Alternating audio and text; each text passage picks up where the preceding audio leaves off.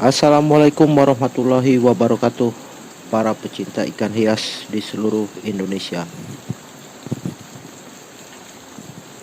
Pada video kali ini kami akan menampilkan bagaimana kondisi kolam outdoor kami di saat musim hujan seperti saat ini.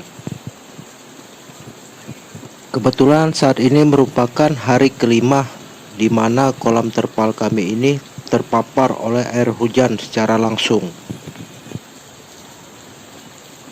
Kebetulan lokasi kami yang berada di daerah Bogor, yang notabene memang sebagai kota hujan.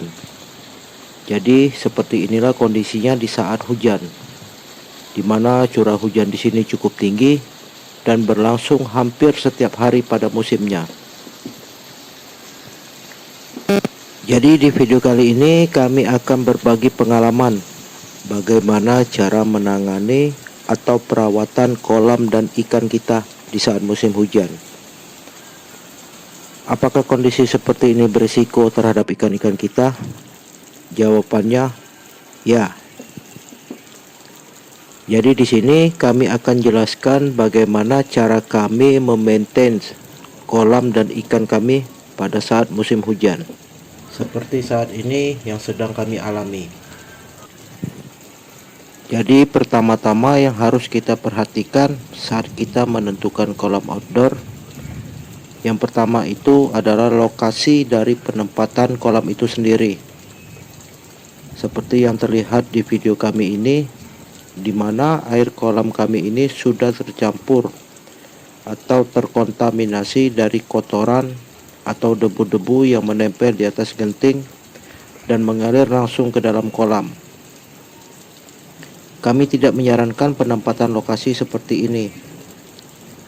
Seperti teman-teman lihat, hampir seluruh kotoran dan debu yang ada di genting langsung masuk ke dalam kolam kami, sehingga terlihat air kolam tersebut menjadi keruh dan agak sedikit kehitaman. Jadi saran kami apabila teman-teman ingin menempatkan kolam outdoor, carilah lokasi yang benar-benar terbuka tanpa ada halangan apapun, baik itu dari talang air, genting, maupun dedaunan kering yang masuk langsung ke dalam kolam kita.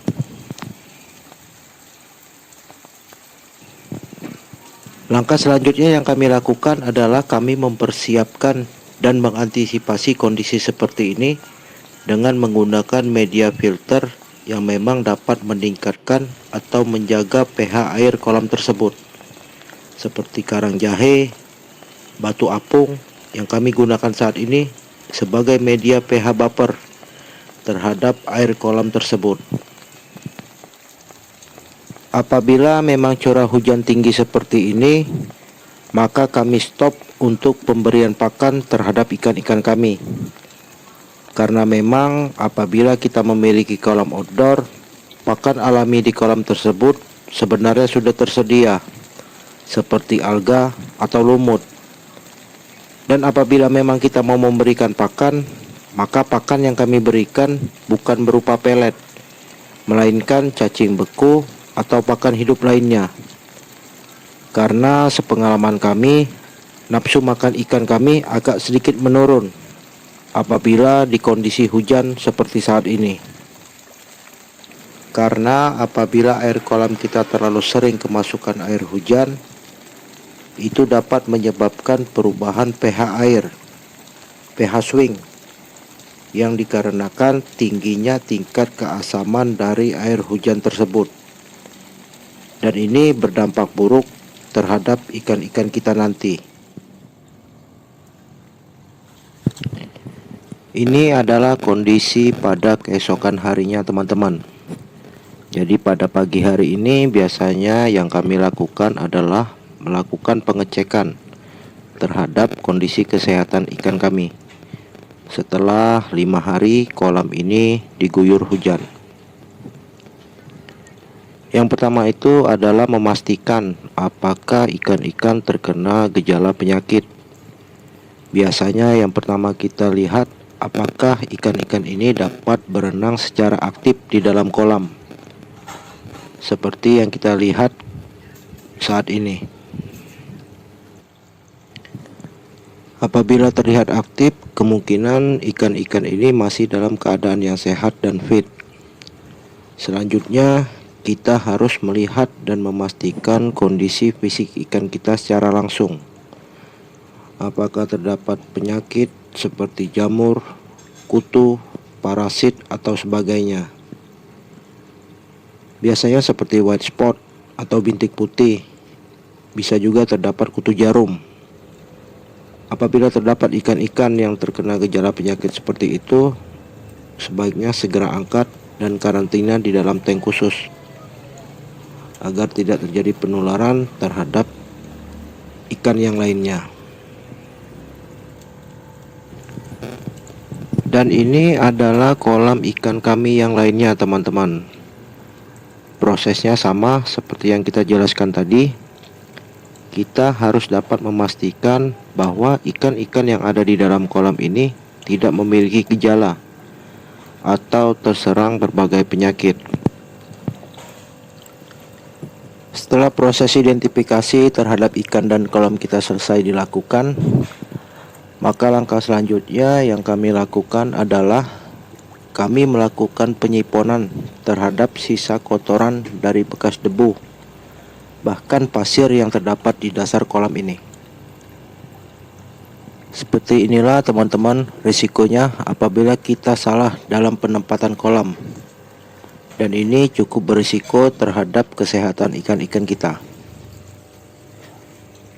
Setelah penyiponan selesai dilakukan, maka kami melakukan pengurangan volume air kolam sebanyak 50%. Dikarenakan memang air ikan ini sudah bercampur dengan air hujan selama 5 hari. Setelah itu kita tambahkan kembali dengan air yang baru.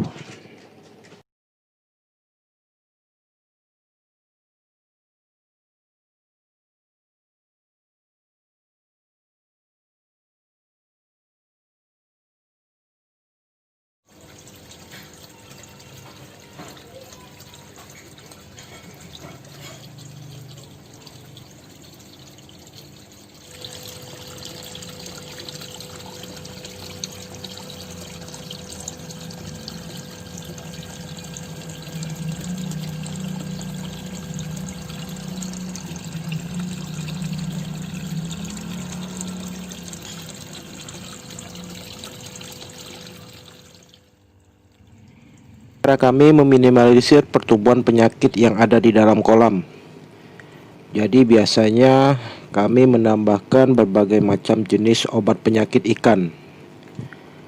Kali ini kami menggunakan larutan biru sebagai antisipasi buat pertumbuhan kutu, bakteri, jamur, dan lain-lainnya, sesuai dengan fungsi kandungan yang ada di jenis obat yang akan kita gunakan nanti.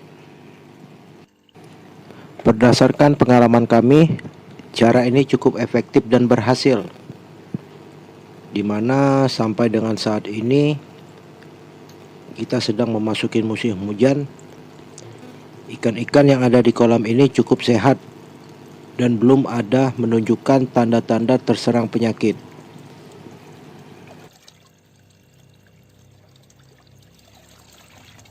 Sebagai tambahan informasi, untuk perawatan kolam ini, kami rutin melakukan sifon dan pengurangan air sebanyak 30%. Minimal kami lakukan 1 minggu sekali.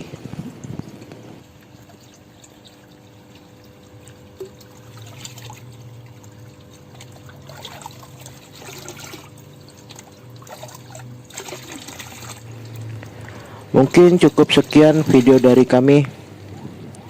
Semoga bermanfaat. Apabila teman-teman ada komentar, saran, silakan tulis di kolom komentar kami. Wassalamualaikum warahmatullahi wabarakatuh.